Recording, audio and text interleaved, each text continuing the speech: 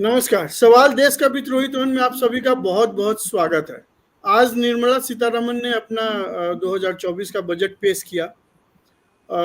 BJP इसको जहां पे विन विन सिचुएशन दिखा रही है, वही कांग्रेस इसको अभी तक का सबसे निराशाजनक बजट बता रही है। इस बीच में एज ए पत्रकार हमें चाहिए कि हम लोगों के पास इंडिपेंडेंट ओपिनियन लेके जाएं कि ये कैसा बजट है।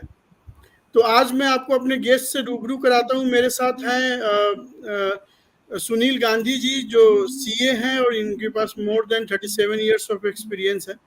हमारे साथ सीए सुमित जी हैं, जिनका more than 12 years of experience है। हमारे साथ अश्विनी जी हैं, जो इंडिपेंडेंट प्रवक्ता, और हमारे साथ पद्मा जी हैं, जो कांग्रेस की हैं, और थोड़ी देर में हमारे साथ बीजेपी से अविरल जी ज्वाइन करेंगे, और इंडिपेंडेंट प्रवक्ता खुराना साहब ये भी ज्वाइन करेंगे हमारे साथ। तो आप सभी का बहुत बहुत स्वागत है। सबसे पहले मैं गांधी जी आपसे ये समझना चाहता हूं, क्योंकि आज मैं अपना स्टेटमेंट छोटा रखना चाहता हूं, क्योंकि मैं चाहता हूं कि आप लोगों को ज्यादा बता पाएंगे, क्योंकि you are the most experienced and expert in this field. ये बजट आपके हिसाब से कैसा है in terms of growth of India, farmers के लिए, एजुकेशन फील्ड के लिए, हेल्थ के लिए, बेरोजगारी के लिए? जो जो टॉपिक आप कवर कर सकते हैं, आपका ओपनिंग कमेंट क्या है, फिर हम इस पे आगे चर्चा शुरू करते हैं। ये budget with in the limited means जो कुछ कर सकती थी फाइनेंस मिनिस्टर, उन्होंने सभी को खुश करने की कोशिश करी है, और रिजल्ट ये निकला है कि कोई भी लोग शायद खुश ना हो इससे। हालांकि उन्होंने कोई भी किसी को एक्सेप्ट कैपिटल गेन्स टैक्स बढ़ाने के अलावा किसी को निराश नहीं किया है, सबको कुछ ना कुछ दिया ही है।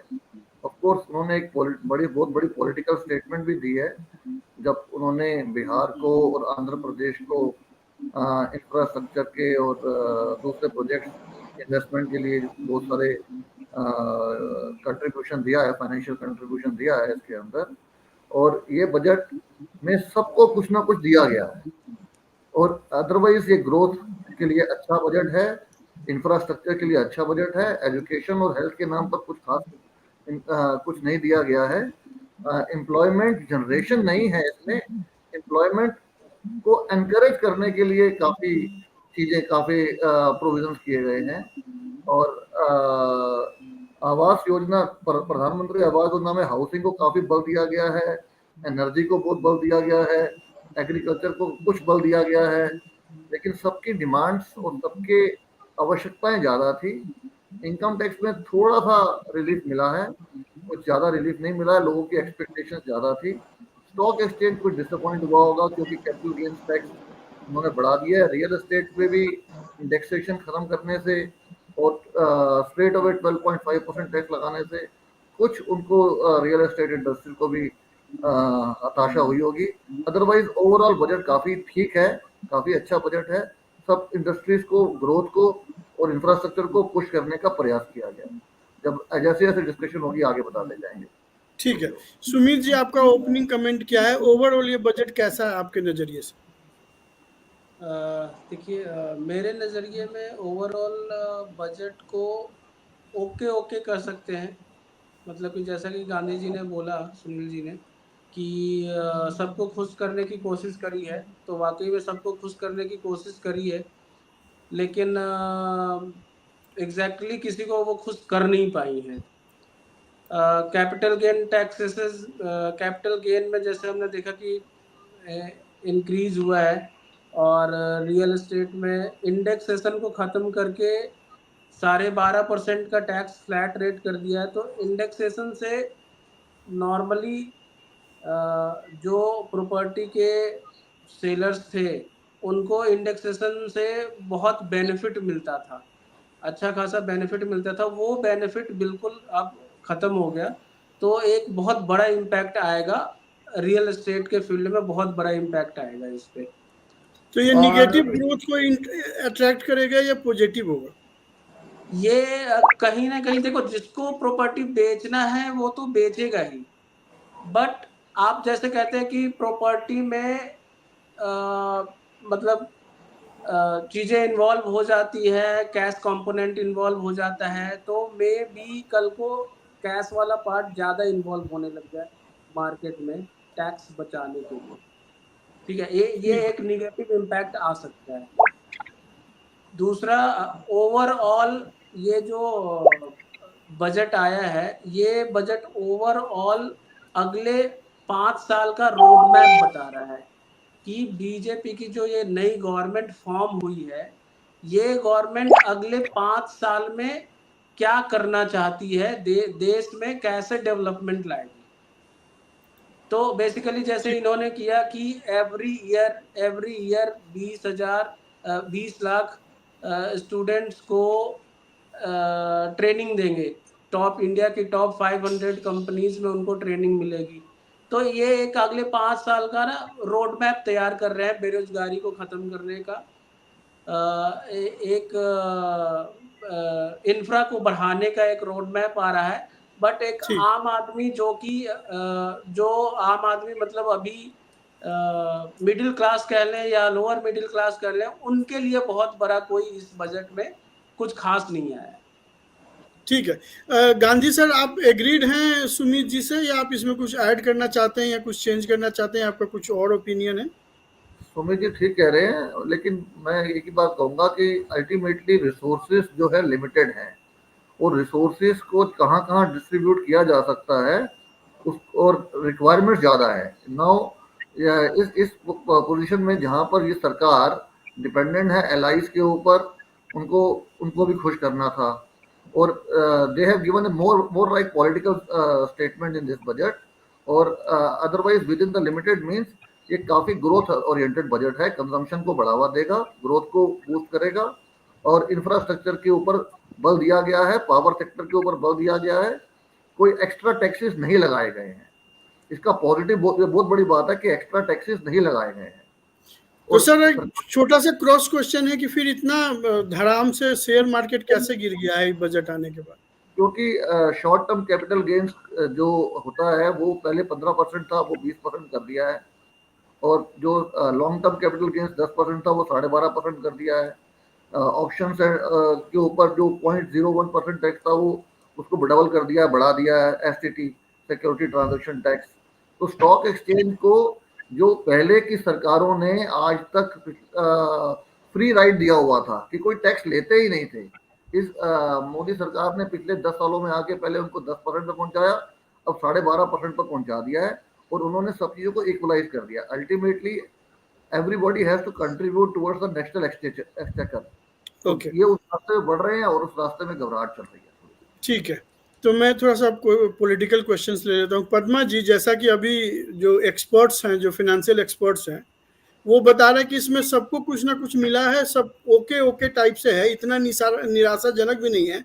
लेकिन कांग्रेस ने, पी चिदम्बरम ने तो बोल दिया कि ये सबसे निराशाजनक बजट है। उन्होंने तो बजट को पूरी तरीके से खारिज कर दिया। तो क्या ये सिर्फ पॉलिटिकल स्टेटमेंट है या आपके पास इसका कोई तर्क भी है? अपने आप को अनम्यूट कर लीजिए। तो ये बजट जो है कुर्सी बचाओ बजट है।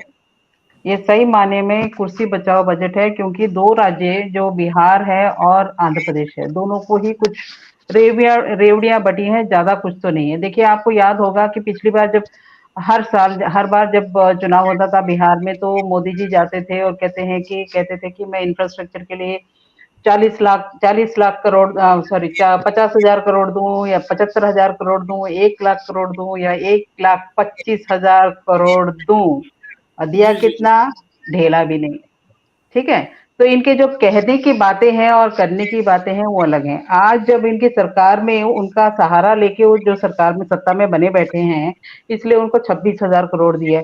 अभी अमरावती का जो कैपिटल बनना है आंध्र प्रदेश का, वो पिछली बार जब चंद्रबाबू नायडू सीएम थे तब तो उन्होंने कुछ नहीं दिया, उनको झूठा बताया गया, उनको झूठा साबित किया गया कि भाई हमने पैसा दिया, और इन्होंने एक्नॉलेज नहीं किया, उन्होंने पता नहीं कहाँ खर्चा कर दिया, और ना जाने कितने सारे लांछन लगे आई।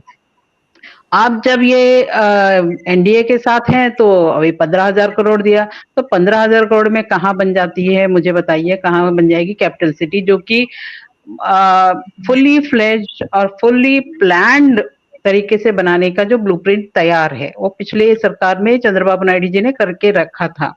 ठीक है, तो अभी हम जो बोले कि इनके जो कहने की बातें हैं और करने की बातें अलग हैं, तो इसके बारे में मैं बोलना चाहूंगी। देखिए, जब तक हमारा मैनिफेस्टो था, 2024 का जो मैनिफेस्टो था, हमारा चुनावी जो न्याय पत्र में जो हमने जो बातें कही हैं, उन बातों को उन्होंने उठा के कॉपी पेस्ट किया है। चिदम्बरम जी ने बताया है, आप चाहे तो पेजेस निकाल के देख भी सकते हैं कि उन्होंने क्या क्या कॉपी पेस्ट किया है। यहाँ तक कि ये जो बच्चों की जो अप्रेंटिसशिप की जो बात थी, हमने जो वादा किया था 8,500 रुपए प्रति माह, और ये दे रहे हैं 5,000 रुपए। अब बताइए 5,000 रुपए महीने में बच्चा कहाँ जाएगा और कहाँ जाके काम करेगा और कहाँ वापस आएगा? आने जाने का खर्चा आजकल बढ़ चुका है। तो 5,000 माह में आप क्या दिहाड़ी भी नहीं दे रहे हो आप उसको? नहीं, जनता ने आपको नकार दिया ना। देखिए, एक मिनट, एवरेल, हमको नकारा नहीं है, आपको नकारा है, आपको नकारा है। हमको तो उन्होंने इज्जत बख्शी है। और नकार हमको दिया। बीच में मत बोलिए अविरल जी, प्लीज। पद्मा जी आपके पास। अविरल जी, कांग्रेस का ये आरोप है कि ये आपने उनके मैनिफेस्टो को, 2024 के चुनाव के मैनिफेस्टो को कॉपी पेस्ट किया है। आप डर गए हैं कांग्रेस से। उनका कहना है कि कांग्रेस की जिस तरीके से ग्रोथ हो रही है, उस तरीके से आपने उनके ही मैनिफेस्टो को बजट में लॉन्च कर दिया है। तो क्या आप डर गए हैं? मोदी जी डर गए हैं? जी देखिए, बिना गारंटी के मुद्रा लोन को, उसकी जो लिमिट है उसको बढ़ाकर 10 लाख से 20 लाख कर दिया गया। नंबर 1, इससे युवाओं को प्रोत्साहन मिलेगा और इस बात को स्वीकारना पड़ेगा। और जिस तरीके से 3 करोड़ नए घरों की बात की गई है, हम सबको घर देने की बात करते हैं, और ये 3 करोड़ जो नए घरों की बात की गई है, ये अडानी अंबानी को नहीं मिलेंगे पद्मा जी, ये गरीबों को मिलेंगे, बेघरों को मिलेंगे। इस बात को समझना चाहिए। जो शौचालय हम बनवाते हैं, ये अडानी अंबानी के घर में नहीं बनवाते हैं। अंबानी की शादी में आप जाइए, वो सही बात है। इंडी गठबंधन वाले जाएं, बिल्कुल अच्छी बात है। लेकिन कम से कम जब बाहर बोलते हैं जनता के मध्य में, तो सोच समझकर बोलना चाहिए। एक और आप एमओयू साइन कर लेते हैं अडानी के साथ, उसके बाद अडानी अंबानी बोलते हैं। और उसके साथ साथ जिस तरीके से आज की बजट की बात है, ये युवाओं को फोकस करके बनाया गया है। युवाओं को जिस तरीके से इससे लाभ मिलेगा, उसके साथ साथ जिस तरीके से बेरोजगारी मुक्त भारत के निर्माण की जो छवि इसमें नजर आ रही है, तो सबको दिख रहा है। उच्च शिक्षा के क्षेत्र की बात कर ली जाए, फिर आ रहा हूं सर। आप नहीं, एक मिनट जी। देखिए, जिस तरीके से नहीं 10 साल के अंदर जिस तरीके से 25 करोड़ से अधिक लोगों को गरीबी की दलदल से बाहर निकाला, इस विषय को भी स्पष्ट किया गया बजट में। 25 करोड़ से अधिक लोगों को गरीबी की दलदल से बाहर निकाला गया है मोदी जी की सरकार के द्वारा। इस बात को स्वीकारना पड़ेगा। और जिस तरीके से पद्मा जी की पार्टी अपने आप को गरीबी की दलदल से बाहर निकाल रही थी, हम जनता को गरीबी की दलदल से बाहर निकाल रहे हैं। यही फर्क है आप में और हमारी पार्टी में। और उसके साथ साथ जिस तरीके से पद्मा जी, आप नोट कर लीजिए सबका, जैसे हाँ। नहीं, एक ही बात बोलना चाहूंगी अविरल जी, ये जो 83 करोड़ लोग जो 5 किलो की राशन की लाइन में खड़े हैं, वो कहाँ के लोग हैं, ये पता कर लीजिए। और मोदी जी गए थे वहां पे अंबानी जी की शादी में, हम नहीं गए थे। ठीक है, ठीक है अविरल जी, आप अपनी बात कहिए। नहीं, अखिलेश यादव कौन है? अखिलेश यादव कौन है? सह परिवार गए थे कि नहीं गए थे? हाँ या ना बोलिए पद्मा जी। अविरल जी, आप अपना जो बोलना चाह रहे थे उसको कंप्लीट कर लीजिए। आज उस पर बहस नहीं है, प्लीज, टाइम वेस्ट हो जाएगा। ठीक है अश्विनी जी। नहीं, देखिए, आपने पद्मा जी से शुरू में जब सवाल किया था तो पूछा था,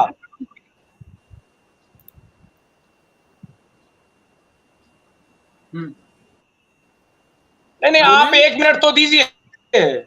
देखिए, जिस प्रकार से आपने पूछा था पद्मा जी से कि पी चिदम्बरम जी का जो कमेंट आया है उनको अच्छा नहीं लगा, वो निराशावादी बजट लग रहा है। आशावादी बजट पी चिदम्बरम को वो लग, एक मिनट सुन लीजिए ना। आशावादी बजट जो लगेगा पी चिदम्बरम जी को, वो लगेगा जिसमें वो भ्रष्टाचार कर सकेंगे, रिश्वतखोरी कर सकेंगे। आईएनएक्स मीडिया का मामला सबके सामने है, सबको मालूम है। तो ये करप्ट लोग हैं, इन्हें अच्छा अगर लगने लगे तो इसका मतलब वहां कहीं भ्रष्टाचार हो रहा है। अविरल जी, अच्छी फिर बात है, आता इन्हें हूँ ना, अच्छा नहीं लग रहा है, और बढ़िया भी बात गेस्ट है, को ये बोलने दीजिए। जनता को अच्छा लग रहा है। ठीक है अविरल जी, और भी गेस्ट को बोल लेने दीजिए, फिर आता हूँ। अपना इंटरनेट ठीक कर लीजिए, आपका इंटरनेट स्लो है। अश्विनी जी, आपका क्या हाँ, ओपनिंग स्टेटमेंट है बजट के ऊपर?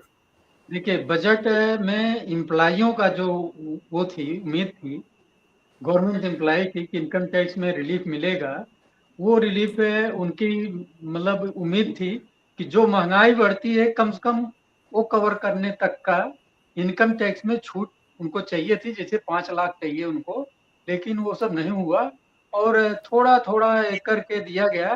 तो उससे ज्यादा तो ये इसमें महंगाई में ही पूरा कर लेंगे।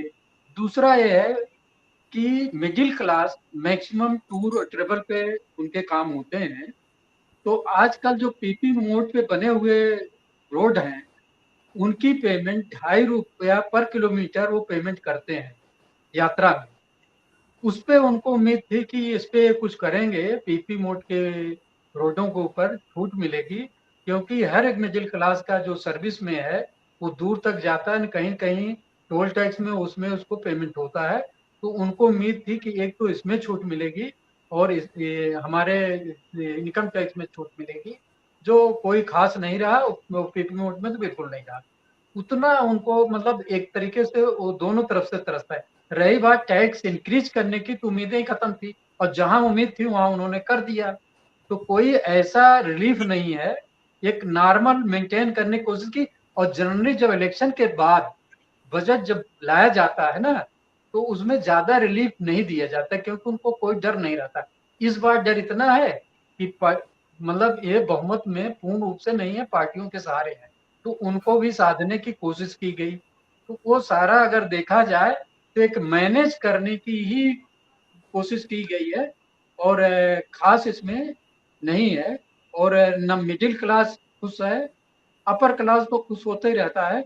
और जो कह रहे हैं कि हम एम्प्लॉयमेंट देने की बात कर रहे हैं, स्वरोजगार देने की बात, लेकिन स्वरोजगार देने के लिए तो आपने प्रोविजन कर दिया, लेकिन उन किसके साथ करेंगे, अटैचमेंट किसके साथ होगा, इंफ्रास्ट्रक्चर कहाँ है, वो भी तो क्रिएट करने की बात करनी चाहिए था। दूसरा उधारीकरण, जो इनके पास उधार का वो व्यवस्था वो ज्यादा बढ़ता जा रहा है, जिसकी वजह से स्कीमें इनकी जो है पूर्ण रूप से उधार पेमेंट, इंटरेस्ट पेमेंट उसमें जा रहा है और डेवलपमेंट में कम आ रहा है। तो ठीक वो है सर। उसका, हाँ उसका आउटकम ये आ रहा है कि मैक्सिमम प्रोजेक्ट इनके पीपी मोड पे जा रहे हैं। तो वो जो है उतना उचित नहीं है जितना होना चाहिए। ठीक है खुराना साहब। मैं एज ए लेमैन जो समझ रहा हूँ बजट को, एक्सपर्ट तो अपनी राय दे रहे हैं, मैं एज ए आज के जो वैश्विक स्तर पे जो हालात हैं, जहाँ दो जगह वार चल रही है और कई सालों से चल रही है, जो डॉलर्स का और उसकी गोल्ड की इकोनॉमी का बेस जो है वो सरक रहा है डॉलर से गोल्ड इकोनॉमी की तरफ, तो उसका फर्क पड़ रहा है। जो रुपया चलाना है वीजा और मास्टर के अगेंस्ट, उस सारी चीज़ों को देखते हुए मैं इंटरनेशनल मार्केट के लिहाजे से कह रहा हूँ, तो वहाँ उसके हिसाब से ये जो बजट मेरे को दिख रहा है, क्योंकि देखिए रिटर्न भरने वाले ही 7.8 करोड़, हम टैक्स भरने वाले लोग कितने हैं, पहली बात तो ये है। उनके कारण, क्योंकि हम लोग कमाने वाले लोग कम हैं और खर्च करने वाले, क्योंकि डेवलपमेंट नहीं है हमारे यहाँ, इंफ्रास्ट्रक्चर नहीं है 70 साल के बाद भी, तो हमारे खर्चे जो हम पैसा देते हैं वो कहीं और लगता है। तो हमें इस एंगल के हिसाब से देखा जाए। एक और प्लस दो सीए बैठे हैं, एक्सपर्ट हैं, मैं इंडिया की इकोनॉमी को इस एंगल से नहीं देखता जिस एंगल से ये देखते हैं। मैं इसमें एक पैरेलल इकोनॉमी भी, कैश इकोनॉमी को भी काउंट करता हूँ। देखिए इकोनॉमी तो है, ठीक है, ऑन रिकॉर्ड नहीं है, टैक्सेबल नहीं है, लेकिन पैरेलल उससे लोग चल रहे हैं, रोजगार चल रहे हैं, घर परिवार चल रहे हैं, पल रहे हैं, लोग इन्वेस्टमेंट कर रहे हैं। जैसे अभी इन्होंने बताया कि अगर हम कैश लेंगे, कैश का जो फ्लो बढ़ जाएगा, ठीक है, मान लिया, लेकिन एक चीज और, डिफेंस पे देखिए, डिफेंस का बजट वो कितना बढ़िया उन्होंने बना के रखा है। तीसरी बात जो मैं पॉलिटिकल कहना नहीं चाह रहा था, पर मैं कमेंट करूंगा एक लास्ट में, कि अभी कांग्रेस कह रही है, मतलब अजीब सी बात है, मुंह में छिपकली सी है, ना निकलते बनता है ना उगलते, कैसे कह रहे हैं हमारा कॉपी पेस्ट और कह रहे हैं बजट बेकार है। एक चीज बोलो ना, या तो चतुर्नार बोलो या घोड़ा बोलो। देखिए एक चीज ठीक बोलिए, है, बहुत या बढ़िया, तो बहुत बढ़िया, हाँ बहुत बढ़िया। गांधी जी, आपने सुना, आप अश्विनी जी ने जो जो सवाल उठाया उससे कितना सहमत है? पद्मा जी ने जो जो बोला उससे कितना सहमत है? अविरल जी से कितना सहमत है? और साथ में मेरा सवाल है कि इस बजट में एमएसपी पे कुछ भी नहीं बोला गया है, महंगाई पे कुछ भी नहीं बोला गया है, तो इसको कैसे एड्रेस कर रही है ये बजट? एमएसपी पे उन्होंने ये बोला है कि 1 महीना पहले हमने कॉस्ट के ऊपर मिनिमम 50% मार्जिन देने के लिए कदम उठाए हैं। ऑलरेडी उन्होंने स्टार्टिंग ही सीतारमन जी ने ये कहते हुए करी थी। और जो बाकी सब सज्जन लोगों के कमेंट्स आए हैं, मैं तो यही बोलूँगा कि आप इस बजट को, बहुत बड़ा बजट है, 24 लाख करोड़ का बजट है, रिक्वायरमेंट कितनी है? 50 लाख करोड़ रुपए की। पद्मा जी ने बोला कि उन्होंने 1.25 लाख करोड़ रुपए बोला तो 25,000 करोड़ रुपए दे दिया, 26,000 करोड़ रुपए दे दिया। उनको 1 लाख करोड़ चाहिए था आंध्र प्रदेश को, 15,000 करोड़ रुपए दे दिया। अगर सोचिए, अगर हम 1 लाख करोड़ रुपए दे देते मोदी जी या सीतारमन जी, तो बजट कहाँ जाता? फिर टैक्स बढ़ाना पड़ता। फिर हम कहते कि टैक्स बढ़ा दिया। ये बजट एक लिमिटेड रिसोर्सेज होते हैं। आप इसको, इस बजट को अपने घर का बजट समझ चलिए कि आपके 2 बच्चे, एक फैमिली के 2 भाई, 2 पड़ोसी, कितने पैसे की रिक्वायरमेंट है। उन्होंने अल्टीमेटली पर्पस बजट का ये होता है कि हम अपने रिसोर्सेज को कैसे, डेफिनेटली ये पॉलिटिकल स्टेटमेंट साथ में है, उनकी मजबूरियां हैं बीजेपी की गवर्नमेंट की। They are not in full majority, they have to keep Bihar and Andhra Pradesh specially happy. Why they have not given this money to Madhya Pradesh का? उन्होंने राजस्थान को क्यों नहीं दिया? उन्होंने आंध्र प्रदेश को क्यों दिया 15,000 करोड़? उन्होंने छत्तीसगढ़ को क्यों नहीं दिया? ये मजबूरियां हैं, ये इसको हमें नेसेसरी एबल मानना ही पड़ेगा। अभी मलिक साहब बैठे हैं यहाँ यूपी से। यूपी सबसे बड़ा राज्य है, यूपी को जरूरत है, यूपी को उतना सपोर्ट नहीं मिला है इसके अंदर। ये पॉलिटिकल सिचुएशन है, we have to accept it, we have no choice. जो लड़का ज्यादा बदमाशी करेगा, ज्यादा नाराज होगा, उसी को खुश किया जाता है। और इस बजट के अंदर कहीं ना कहीं पे ग्रोथ को बूस्ट करने की कोशिश की गई है, इंफ्रास्ट्रक्चर को बल दिया गया है, किसी के ऊपर जोर ना पड़े इसका प्रयास किया गया है। और अमीरों से टैक्स लिया गया है, कैपिटल गेन्स टैक्स अमीर देने वाले हैं, गरीब लोग नहीं देने वाले। एग्रीकल्चर को जोर दिया गया है।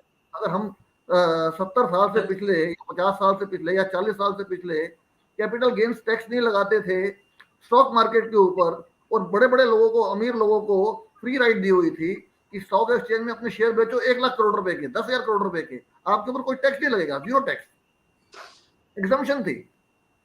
अब सरकार ये प्रयास कर रही है कि कलेक्शन कहीं और से हो। जितने पुराने डिस्प्यूट दिखाए गए हैं, ये फिर से स्कीम लेके आए हैं विवाद से समाधान की, जो पहले 2020 में आई थी, वो दोबारा से ये स्कीम लेके आए हैं विवाद से समाधान की। इसमें थोड़ा सा पहले से कम अट्रैक्टिव स्कीम है, तो उस स्कीम के अंदर कलेक्शन को बढ़ाने के लिए, देश के रिसोर्सेज को बढ़ाने के लिए प्रयास किया जा रहा है। बाकी पॉलिटिकल मजबूरियां तो सरकार की हैं, वो आप you can't ignore that, if they ignore that. हाँ, एक और छोटा सा सवाल है, इसको भी ऐड कर लीजिएगा। जो मोदी जी का कहना है कि इसको, भारत को 5 ट्रिलियन इकोनॉमी बनाना चाहते हैं, आपको लगता है कि कहीं से ये जो बजट है उस 5 ट्रिलियन की तरफ जा रही है? India is moving towards in the right direction for that purpose. पहले जमाने में बोला जाता था कि 1 रुपया निकला तो 15 पैसे पहुंचेगा। आज 1 रुपया निकलता तो एडमिनिस्ट्रेशन का डायरेक्ट ट्रांसफर के जोर के ऊपर लोगों के ऊपर एक्चुअल बेनिफिट पहुंच रहा है। ये एक एस्टेब्लिश फैक्ट है, डाटा बोलता है कि लोगों के पास मैक्सिमम बेनिफिट मिल रहा है। अब सरकार वोट कितने आए, कितने कम हो गए, ये एक पॉलिटिकल बातें हैं, और ये सब चीजें चलती रहेंगी। एंटी इनकम्बेंसी चलती रहेगी, 240 वाला हार जाएगा और 99 वाला जीत जाएगा, ये सब चीजें चलेगी। 99 वाला जीत गया, 240 वाला हार गया, मगर तीसरी बार में कितने वोट मिले होंगे, ये भी अच्छी बात होगी कुछ। ठीक है सर। सुमित जी, आप कुछ बोलना चाह रहे थे थोड़ा जल्दी में? हाँ, मैं वही ऐड करना चाहूँगा कि अभी जैसे बोल रहे थे सुनील जी कि अमीरों के लिए टैक्स लगा दिया है, कैपिटल गेन टैक्स को बढ़ा दिया है।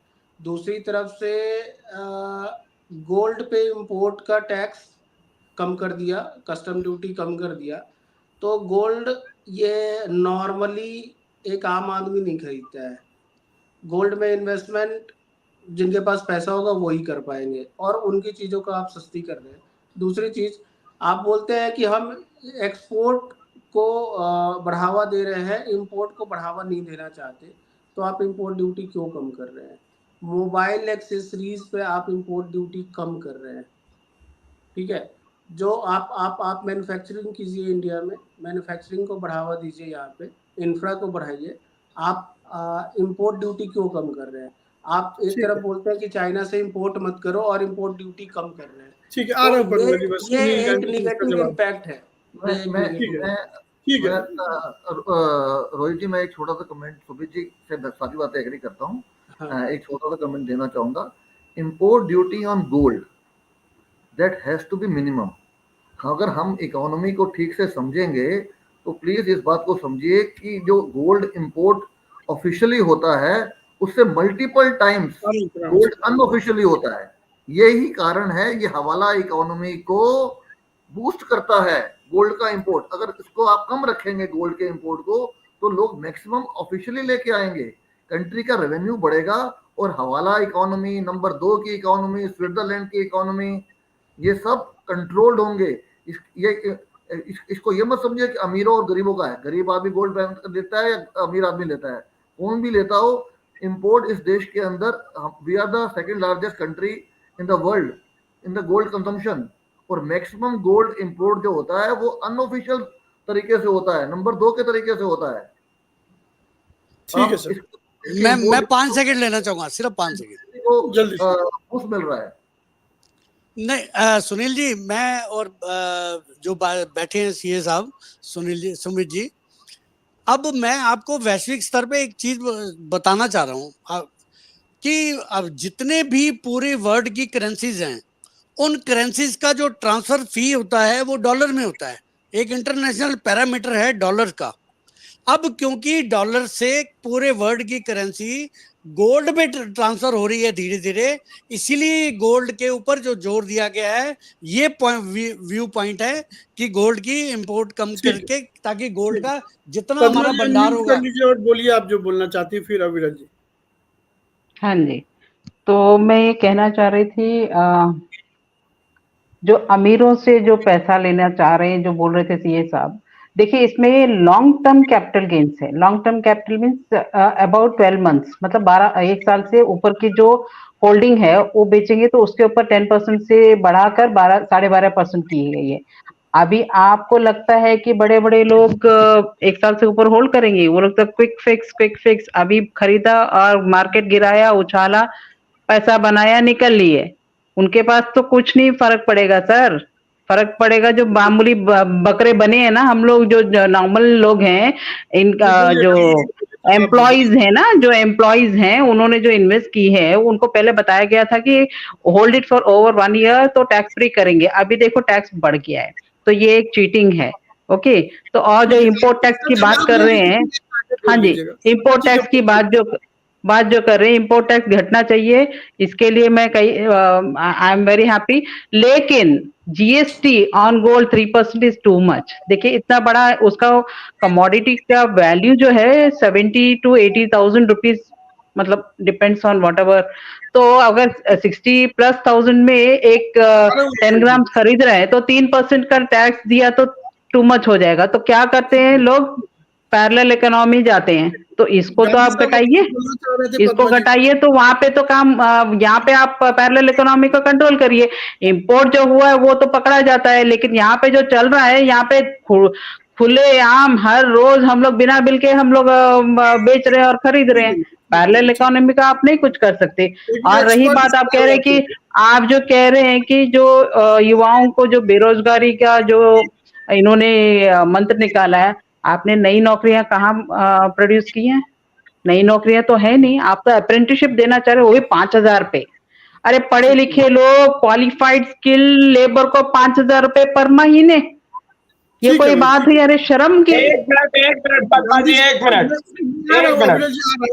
एक बार एक्सपर्ट से इनको जवाब दिलवा दूं, फिर मैं आपको पूरा मौका दूंगा। गांधी सर, आप कुछ बोलना चाह रहे थे पद्मा मैम को। पद्मा जी एम्प्लॉयमेंट के बारे में जो कह रही हैं, मैं पूरी तरह एग्री करता हूं कि एम्प्लॉयमेंट जनरेशन के लिए कोई बजट के अंदर खास कुछ चीजें नहीं करी गई हैं। एम्प्लॉयमेंट को एनकरेज करने के लिए स्कीम बनाई गई हैं। इंफ्रास्ट्रक्चर बढ़ेगा, फैक्ट्रियां लगेंगी, तब एम्प्लॉयमेंट जनरेशन के लिए कुछ नहीं किया गया है। ये मैंने शुरू में ही कमेंट दिया था, एम्प्लॉयमेंट को एनकरेज किया गया है, जनरेशन की तरफ जोर नहीं है कहीं पर भी इस तरह से। दूसरा सवाल जो था इंपोर्ट ड्यूटी का, जो सुमित जी ने पहले कहा था और बाद में पद्मा जी ने कहा कि वो ठीक है, तो उधर से जीएसटी को गलत बताते हैं इंपोर्ट ड्यूटी का। गोल्ड और ऑयल इस देश की इकोनॉमी के लिए सबसे बड़े दो खतरे हैं। उसके लिए आपको अल्टरनेटिव फ्यूल और गोल्ड को कैसे हम रेगुलराइज कर सके, या लोगों के अंदर ये समझ आ सके कि गरीब आदमी गोल्ड भी ना खरीदे और अमीर आदमी भी ना खरीदे और होर्डिंग ना करें, इसके लिए। और सबसे आज मैं इस चैनल के ऊपर खड़े होकर बोल सकता हूँ कि हवाला का आज 83 रुपये, 84 रुपये, 82 रुपये डॉलर का रेट है। हवाला के अंदर 8-8 रुपये, 6-6 रुपये एक्स्ट्रा होते हैं, गोल्ड की वजह से है। एक गोल्ड की वजह से है। मैं पॉलिटिकल लोग बैठे हैं, इसलिए पॉलिटिकल लोगों को ब्लेम नहीं करूंगा कि उन्होंने बाहर होर्डिंग कर रखी है या पैसे रखते हैं, लाते हैं, क्या करते हैं, बोलूंगा नहीं मैं। Gold is responsible for our foreign exchange problem, oil is responsible for our GST. 3% अच्छा है, 2% अच्छा है, दिल मांगे मोर, वो तो हमेशा चलता ही रहेगा। गवर्नमेंट के पास रिसोर्सेज कितने हैं और हाउ टू मोबिलाइज दो रिसोर्सेज। मेरी तनख्वाह 2 लाख रुपया, मेरे खर्चे 4 लाख रुपया, तो मुझे 2 लाख में काम चलाना है, इनकम को 2 लाख से 2.5 लाख बढ़ाना है, तो टैक्स बढ़ाना पड़ेगा। खर्चों को 4 लाख से 2 लाख पे लाना है, तो बिहार खुश नहीं होगा कि 1 लाख करोड़ नहीं मिले। 26,000 करोड़ एक साल में मिलेंगे, 30,000 करोड़ अगले साल में दे देंगे, 20,000 करोड़ अगले साल में दे देंगे। पूरी तो धीरे धीरे पूरा करना चाहिए और इतनी जल्दबाजी में करना भी नहीं चाहिए। मैं तो ये उल्टा, मेरा कहना तो ये है कि बिहार और आंध्र प्रदेश को जो मिला है उसकी पॉलिटिकल कंसिडरेशंस है। अब मध्य प्रदेश को वो क्यों नहीं मिला, महाराष्ट्र को वो क्यों नहीं मिला? ठीक है सर। विरल जी कुछ बोलना चाह रहे थे आप, जवाब दीजिए पद्मा जी का। जी देखिए, अभी यहाँ पर चर्चा हो रही थी, जो गोल्ड सस्ता हुआ है उससे आम आदमी को लाभ नहीं होगा।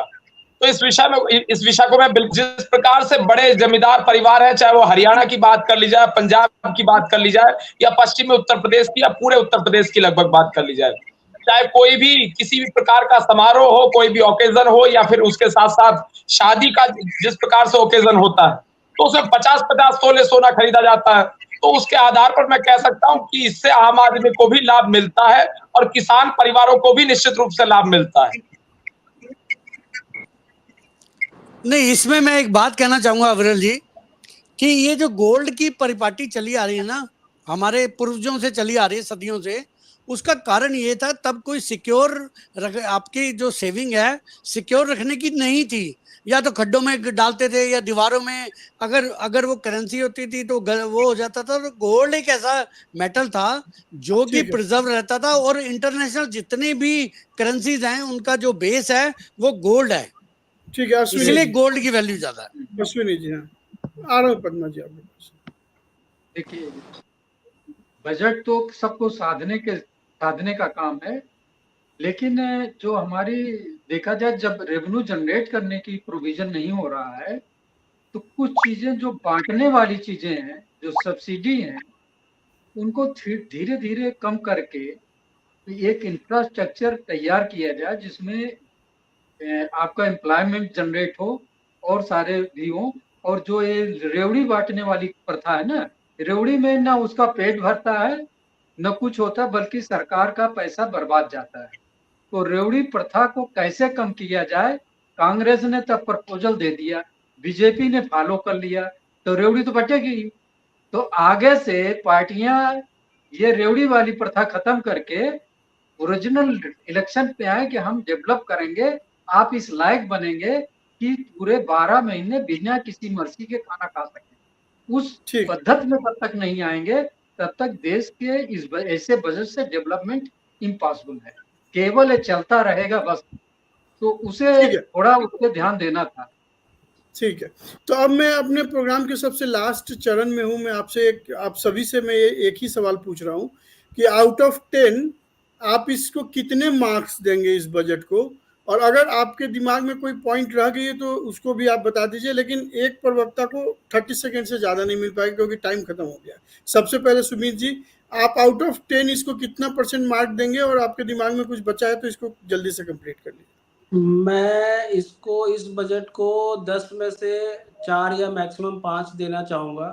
एक नंबर देना, एक नंबर मेरे देना। हिसाब से 5 नंबर देना चाहूंगा। बिल्कुल मेरे हिसाब से बहुत ही ओके है ये बजट, और कहीं ना कहीं ओके टू निगेटिव ही है, पॉजिटिव में इसमें कुछ नहीं है मेरे हिसाब से। राजीव खुराना जी, आप कितना नंबर देंगे?